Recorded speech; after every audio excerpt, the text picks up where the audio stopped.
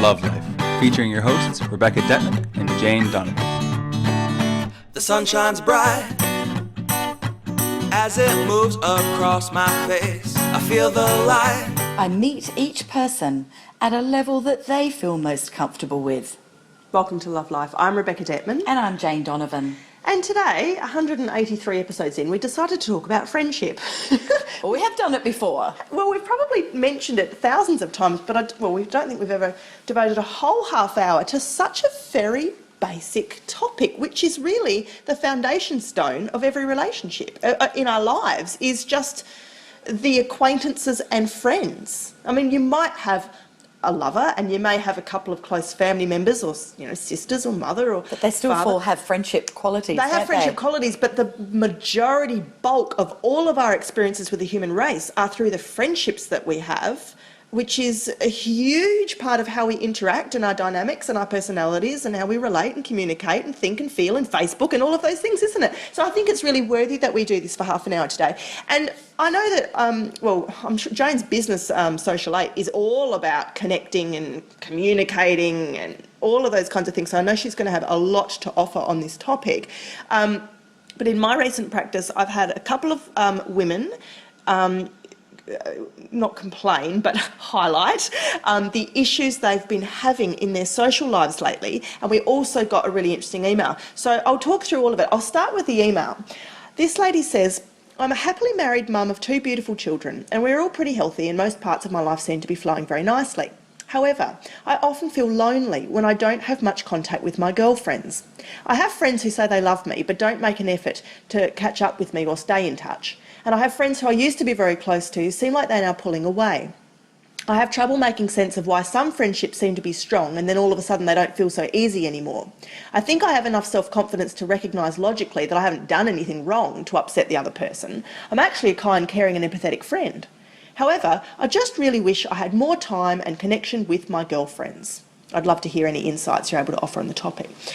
And I was saying to Jane, look, I've had 2 other people say recently, one woman lived in a rural area and she was saying, I find it really hard to meet like-minded spiritual people. I've only just recently started to open up and become really emotionally conscious. Most of the people around me are quote-unquote sound asleep. So where do I meet in an isolated area more like-minded people I can feel like myself with? Because she doesn't feel comfortable. She'll go down to the local pokies or the local pub and she just doesn't feel like she fits in with the vibration of everyone there. And I know a lot of you who are listening who are increasingly becoming quite spiritual will recognise that sensation. And then I had another girl just the other day, like 24 hours ago, saying something to me like, look, Rebecca, my biggest problem is I constantly make the effort, initiate, contact people first. They never come back and initiate with me, and yet we have a friendship. What's the deal? So let's talk about friendships today, Jane, in a really overarching sense. We'll cover off as many scenarios as we can and hopefully offer our listeners quite a lot of juice on the topic. I've been all 3 of those girls. Have you? Yes, I was thinking, yes, there was that stage, there was that stage, and there was that stage. Yeah. I feel there's a false truth. The truth where people believe that the sign of a good person is how long have you known your longest friend for? That's such an old-fashioned concept, isn't it? So we need to just break that down. It's on the same wavelength as, you stay in the same job for 40 years. Things change now. You move through stuff in cycles of soul growth. Yes. Relationships, jobs, friendships, houses. Yes. Like it keeps changing. So it's when somebody says, that there is this belief that, you should have a friend that you say, we've been best friends since primary school. And it's like, right, why is that?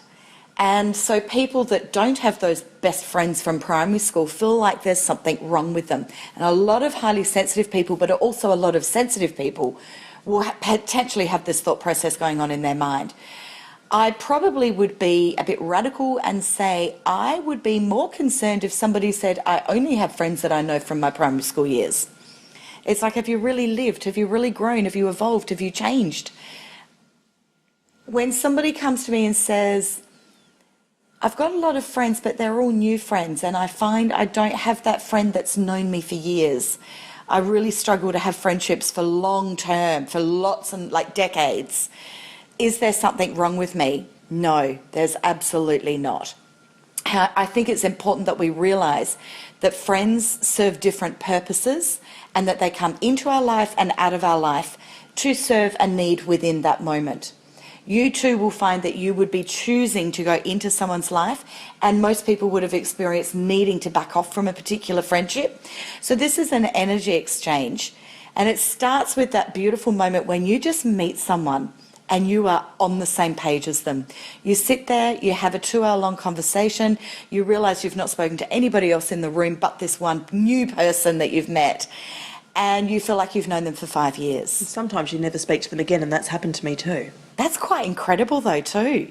That's really beautiful. I see that happen at Social Aid a lot too, which is really soul stimulating. It's quite beautiful. Bond, then move on. Yeah. You share a moment and you let it go. Yeah. The exciting thing is to recognise that all connection starts with an energy parallel, or your law of attraction is where are you vibrating at, and then this new person, you have a point of attraction that person will come in and meet. And so that friendship, that new friendship can meet in that moment as your vibration full of excitement for life. Have you just finally joined a whole heap of dots together and you can't wait to get out there and you've got new ideas and you're exploring a new world, and this person comes along that's just as dynamic as you are in the same energy zone. And that can be something that's really fast and furious and fabulous. Or it could be something that sustains a long time because you continue to grow. But there can also be that person that comes into your life. You know that saying, a season, a reason, a lifetime? Mm-hmm. And they come in because at that particular point, your vibration was mainly dealing with the stresses around balancing your life, and you were overwhelmed by parenting, let's say. And in comes a beautiful mother that you just meet at school who's been through the same thing, and she recognises it in you and she offers some wisdom, and you feel like such a safe place, and you've created this beautiful friendship. But then she magically disappears. I've had because that too. Her job is done. Yep. Let go. Her job is done. And she may have met you at your point.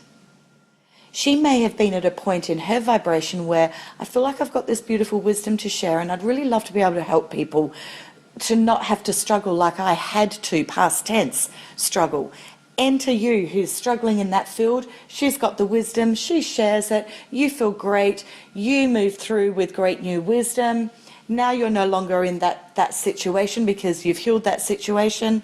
She's gone, great, my job is done, I've shared. One was the giver, one was the receiver, but it was validating and beautiful for both.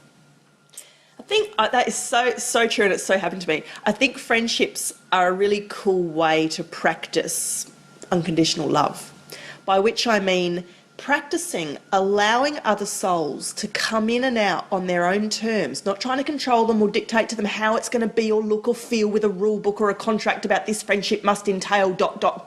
and just letting people come in and out and be who they are, just be who they are, and that you appreciate that when it's there, but you don't take issue with it if you feel that there's shortcomings or gaps or failings on their behalf. You know, which of course is all mirror work. It's your stuff. If you're feeling like somebody is not how you want them to be, it says a lot more about you than it says about them, right?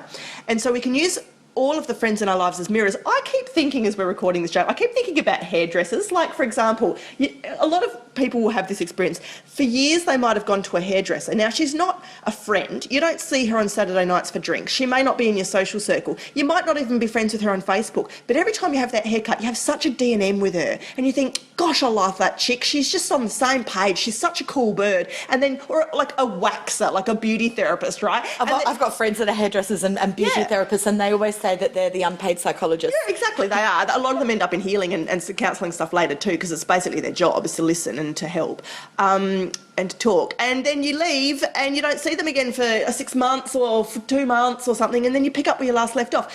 There are friendships I have. I spoke to a girl yesterday in New Zealand, hello if she's listening, I only speak to her about twice a year. She's like my sister, but I don't need her more than that. We always just pick up where we last left off. And the more we can have ease and grace with those kinds of connections and no neediness around them, the more gifts they bring us, I think. It's really about really understanding how it's what you said before about what is it, a season, a reason, a lifetime. Yeah, a reason, a season, a lifetime. So the reason, what is the reason for the connection with that person?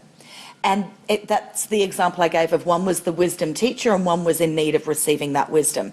So that's the reason. And once that reason is dealt with, they'll just quietly disappear. And it's not that there's anything wrong with them or you, it's just that the job is done. And you might find that you bump into them 6 months later and it's very pleasant to say hi, but both of you don't feel the energetic pull to connect any further because the job of that energetic exchange is done. So that's the reason. The season is often the season of your life. Where are you at? Are you in the season of parenting? Are you in the season of career growth? Are you in the season of finding love? Are you in the season of building family traditions and structure? And so people will match you on that season. But when that season is over and you enter a new season, that just magically disappears. I love this, Jane. Keep going. And then you've got the lifetime. Now, that is what I believe everybody, in the three examples you've given of our three listeners that have all shared different stories around friendship, they're seeking the lifetime friend. And I get it, because I've been that girl. I was the hardest friend, and I've done it on public radio, and now I'm going to do it on the podcast. To everybody who was my friend from the time that I was probably about 5 years old through to, probably about 40, I apologise. I was hard work, really, really hard work. And I get it. I was demanding, my feelings would get hurt, I was overly sensitive. You know, I had friends that would say to me, Jane, if I'm in a hurry and I send you a message and I only put one kiss on it, it's because I'm in a hurry. I suddenly stop and think, oh my God, she's going to think I don't love her because I didn't put 5 kisses. It's like high maintenance, hard work. Oh my. Yeah. OMG, yeah, Jane. Absolutely. Why? Because didn't like myself, insecure, blah, blah, blah. All of that. Self-worth. However, that's not who I am now. So, 1.5 decades later, apologies to everybody else from my past. However, the lifetime friend is that one female, usually female to female, and can also be male to male. I think it needs to be the same gender. And it's the complete understanding on a soul level of the journey of your lifetime. And it is that person that you actually did sign up on the other side This is soul to have contract this stuff. lifetime with. Yeah. Yes. Now, the problem with when people say, I don't have that friend, is that you possibly did have that friend and you probably had a huge, and I am talking massive, most traumatic bust up with them. Break up, yeah, literally, yeah. And how I know this is that I am really blessed to have, I'm going to say 3 soul sisters, and I'm talking about, I know we signed up contracts. And that is Beck. I've talked about my beautiful friend Mickey, who is a healer, and my beautiful friend Amber. Now, Beck and I have not had a blow up. And I'm going to say yet, but I actually don't think we will because we've got so many skills and we know how to communicate. But I can say that Amber and I had a blow up, and it was a moment. And I knew when that moment happened, I had a choice. In that split second, I had a choice. I either go vulnerable or lose the friendship. Wow. And I knew, somehow I just knew in that moment. So I went vulnerable. And I shared exactly what I was feeling. And it was that moment that I risked the friendship that I actually gained the soul contract of a lifetime. Okay, gotcha. Now with Nikki, and I know Nikki does not mind me sharing this, I don't think any 2 girls could have possibly hurt each other as much as we've hurt each other in the past. Oh, wow. No, we've really hurt each other. We didn't want to hurt each other. It was not an intentional thing. It was divinely led for such huge growth. And I now have this feeling, and we've spoken of this, so I know that I can speak on her behalf, is that as a result of the trauma that we went through, the fact we went through it is that there is nothing that the two of us can't say to each other, nothing that would not be worked through no matter how much it's triggered. We've recognised that we actually agreed to come down here to trigger each other and to love and heal each other. And so I think that friendship is very, very unique, yet it is possible for everybody. I don't believe there's a soul that came down without having a buddy that said, it's okay, I've got your back, I'm coming down too. Now, I've got your back might also mean I'm going to trigger you so much to make sure that you stay on track of whatever it is your life purpose is, whatever your soul journey is. So that is that lifetime. So the reason, the season, and the lifetime. That's what they look like. Lifetime is big soul contract area, absolutely. Yeah. And if and the fact I've got 3, that is where I am at the moment. Now, those 3 could easily come in and out. There's different times that they will play different importance. What I do know is that for whatever reason, if I didn't speak to any of those women for 5 years and I suddenly needed to, I would pick that phone up and I know it would be answered, and I know that we would be right in the guts of that supporting love. That soul family stuff. And Yeah. it is those people, it's even a But I also don't need to actually speak to them every day. Yeah. I might be crossing out of friendship territory here into romantic territory, but it's a little bit like the stories sometimes you hear where a boy and a girl knew each other in kindergarten and then they lost touch, or they knew each other in high school, then they lost touch for 30 years, they married other people, they come back together. And like when it's sort of soul family, you go away, you change, you evolve, you grow, but you're still on a parallel with the soul, a parallel journey, and you can touch back in at certain intervals in that growth cycle and always be on the same page because you're just made of the same stardust. Like, it's just that. It's a beautiful thing. So I also want to talk today about what happens, and this will be being noticed right now by a lot of you listening, what happens when you do start to suddenly quantum leap spiritually. You start to open up. Maybe you've always been open to stuff or always read the books or done stuff since your 20s or since you're a kid, but maybe in the last 6 months or couple of years you've accelerated and you've really taken on board this emotional spiritual consciousness stuff. And it really does upgrade you. It means that you're recalibrating vibrationally. You're really shifting. And of course, as Jane and I both know, we have people coming to us saying, I've been with this guy for 17 years or 25 years. I just can't do it anymore. Friendships drop away. Family members get ostracised or cut out. Husbands or wives get left behind.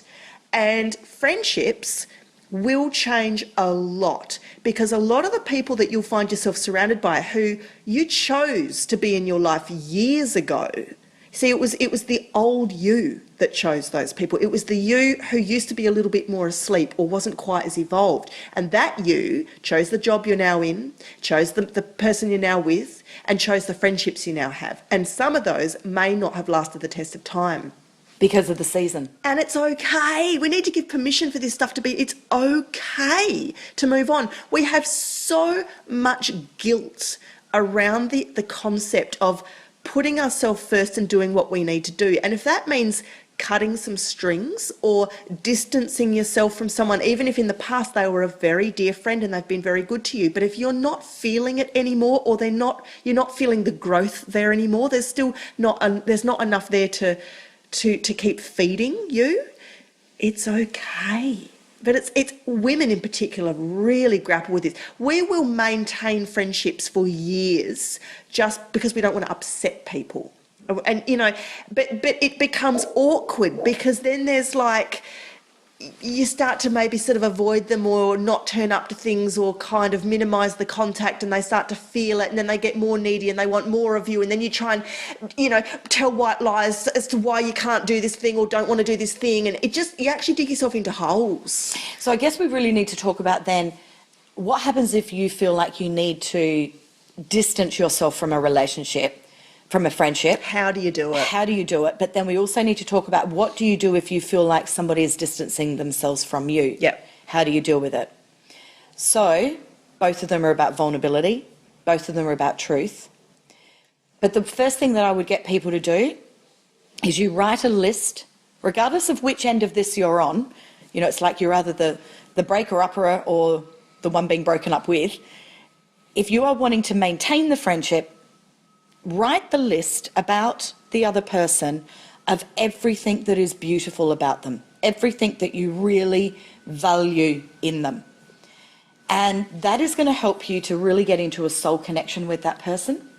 As you do that, you then are able, as you move into that energy, you then are able to speak your truth and say, here is what I value about our friendship. Now, don't use the past tense, because this is a negotiation. Because when you're wanting to distance yourself from somebody, you need to have this conversation as you start to feel that need initially. You don't want to have that conversation when you've made your decision. That's a different point. So you have the conversation as you start to first feel an uncomfortableness about the friendship changing. And this is where you then talk about what it is that you value within the friendship, and that is going to be different and unique for each person. However, to have the other person hear it, it's a beautiful gift to give to them, but you're also actually saying, this is the importance for me. This is what I actually need from you. And then it opens the path for them to be able to share, well, actually, I find that too hard to do. It's a similar scenario as when I first realised I was highly sensitive.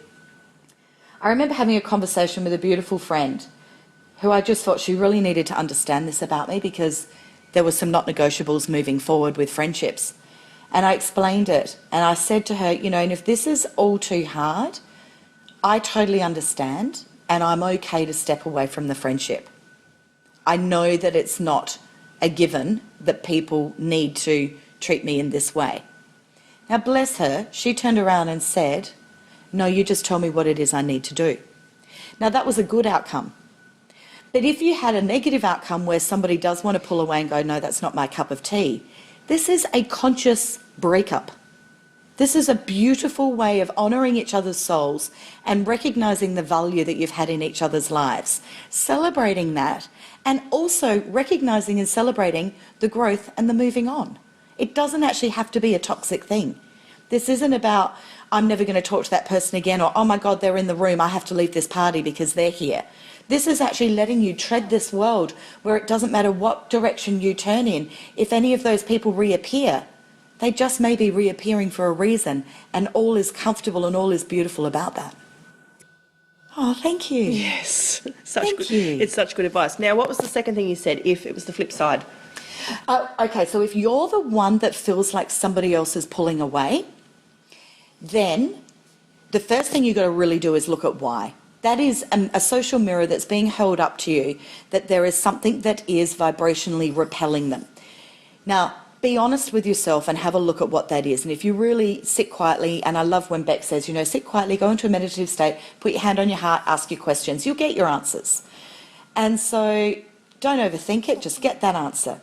Now, the next question is, does this bother me? And there's going to be two answers here. One, no, it doesn't. Well, then it's the other person's stuff. And you have the choice to consider, do you wish to make that person feel more comfortable in your presence so they are not pulling away? And that's almost called good manners, but it's also called consideration. And it gives you an opportunity to be able to really explore the tiny nuances of a relationship, of a friendship, the value. It doesn't have to be all in on everything. We don't have to agree on everything. There can be pockets of friendship for different purposes. Now, what if you don't like what you've identified? Such as for me, when I identified, why am I such hard work for friends? Because my feelings get hurt. Why do my feelings get hurt? Oh my goodness, I'm a HSP. That's why they get hurt. All right, do you like that about yourself? Back then, no. Then I have to do something about it. So there starts the journey of self-development at a deeper level. And I want to thank all my beautiful friends that put up with me in my 20s and 30s, because they are what led me to realise that I do want to change me. They were the ones that led me to really forcing or going into a much deeper level of self-development. So you own what you do within you, you work on it, and then you communicate that with your friend. You say, you know what, I've just realised this about me, and I don't actually particularly like this, and I'm working on it. And this friend then has the choice of either, you know, join you or retreat. But if they retreat, again, they're retreating on a beautiful understanding that that's okay. Yeah. Let's look at law of vibration here as well, and I want to talk about the girl who's in the rural area, and she's saying, I just can't seem to find anyone around me in this community who's on my vibration. Like I went to a party the other night, all the other mums were there, I was in the circle with them, you know, in one sense it looked like I was completely part of the action and I was included and I was in the circle, but I felt so alone and I felt like I just was a square peg in a round hole, like I just wasn't cut of the same cloth of any of them. What they were talking about, what they were interested in, how they were behaving, it was alien to me. I've changed too much. What do I do? Well, I mean, look, in a very small literal sense, you can join Facebook groups. And we've got one. We're going to mention our gorgeous Facebook but group. at the end of the show, we're going to talk about that. But I just mean in general, there are, particularly if you are genuinely in an isolated area, and so I think there's a twofold answer. The first one is you may have to be in some more online communities. You may need to join some spiritual groups that have, I don't know, chats or Facebook pages or things where at least you can sort of feel like those sorts of like-minded kindred spirits are out there at your fingertips. You can get in touch with them and you can be surrounded by their thoughts and their ways of thinking and speaking through online. The second thing, of course, is this idea that the universe is all about abundance. It's not like there's no one out there for you. It's not like you're cut off. Those are just beliefs. You could be in an outback town of 6 people, and if you are desiring to bring forth into your experience a lovely bosom buddy, as the old-fashioned term goes, or at least somebody who you can have an outlet with and have really great spiritual, soulful chats with, the law of vibration can easily find that person for you and magnetise them into you. It's absolutely possible. They may not be there in huge numbers, but, I mean, you can always find one. Well, if I look at my 3 gorgeous, you know, soul sisters I've just mentioned, Beck I have to drive 45 minutes to see, Nikki I would have to drive an hour and a half to see, and Amber I'd have to drive 12 hours. So really, they're not actually in my day-to-day world. They're not. My day-to-day world, the friends that I associate with are beautiful. Do not get me wrong. I don't even like ranking. It doesn't sound like, it sounds like I'm honouring these 3 girls more than the importance than the others. It's a difference. There's a couple of other gorgeous girls that I love hanging out with that live 5 minutes from me. Look at the value. And I do have beautiful conversations with them, but not the same level as I do with Beck and Nikki and Amber. However, the value of them, there is so much value. These are the girls I go and have fun with. These are the girls that I go, it's Friday night, let's go around the corner, let's go have a few wines, let's go do karaoke. It's whatever is fun and frivolous and let's be silly, let's go do this class. It's the everyday fun. Well, this is the whole idea. They don't have to get me. Yeah, exactly. It's this idea of different friends for different purposes. Now, this is the trap people fall into in their love lives, where they think that their partner has to be everything, which is so much unfair pressure to place on one person to be your be-all and end-all in every single category in life. And the same goes for friendships. Your best friend, quote unquote, doesn't have to be everything for you.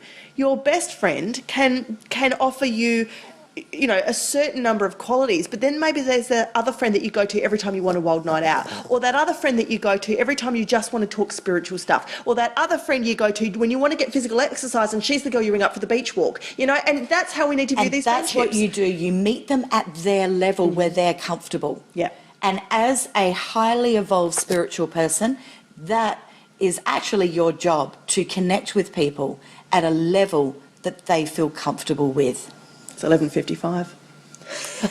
I meet each person at a level that they most feel comfortable with. If you are looking for people, like-minded souls, we mentioned on the show a couple of weeks ago that we were going to start up a closed Facebook group. So we've got our Facebook page, which is Facebook.com/Love Life Show. We've now started a closed group, and I'm going to admit I didn't know how this was going to go. I thought maybe we'll just get 3 people. I'm sorry, it is booming in there. It's like you can't even breathe for elbow room. Like there's so many beautiful people in there who are sharing the most incredible stuff. I have been flattered and humbled every day for about the past fortnight, Jane.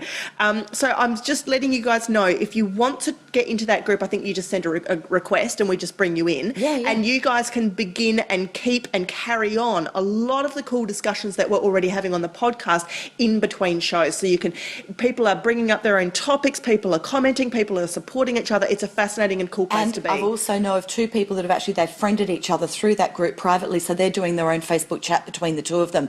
So if you're socially isolated, you don't need to be. You can be having a wine and Skyping these people. We had a girl in your room on the back of a moped in Asia listening to us. We've got a guy in India. We've got people everywhere. So come on board. We'd love to have you there. And until this time next week, have some fun with your friendships. Don't expect too much of your friendships. Keep them for the purpose they're supposed to be. Unconditional, loving, bringing in the gifts and the joy that you can suck the nectar out of.